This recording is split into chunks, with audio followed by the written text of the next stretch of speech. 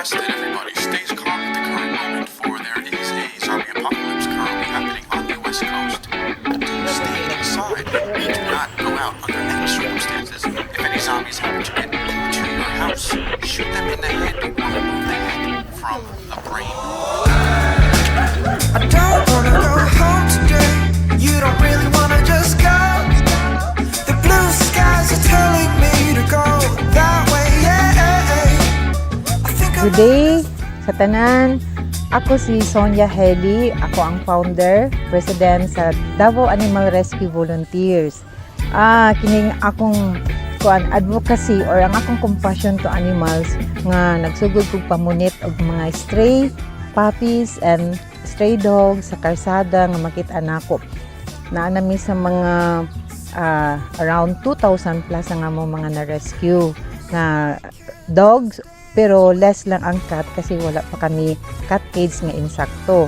Sa sige na kog post sa akong mga gipang rescue kanang mga before and after, dagan akong nainggan yung gusto mag-volunteer, mag-PM sa ako, ma'am, how to join, unsa na mo nga mo sali mi sa imo as a rescuer, as a volunteer.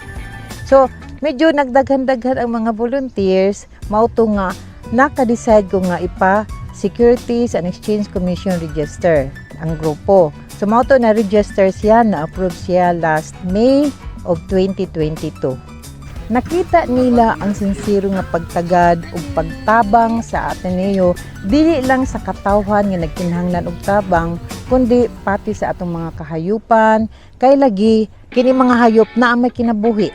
Okay, so bisan layo ang among shelter, believe lang jud ko sa sinseridad sa Ateneo, sa labi na sa mga senior high students, miagwanta gyud og anhi para makita kung unsa gyud ang mga needs sa among mga rescues ug ang uban nga kahimtang diri sa shelter. Mao nay nakita sa among komunidad ang dedication, ang sincerity sa pagpakabana ug pagtagad, not only the human welfare but also the animal welfare.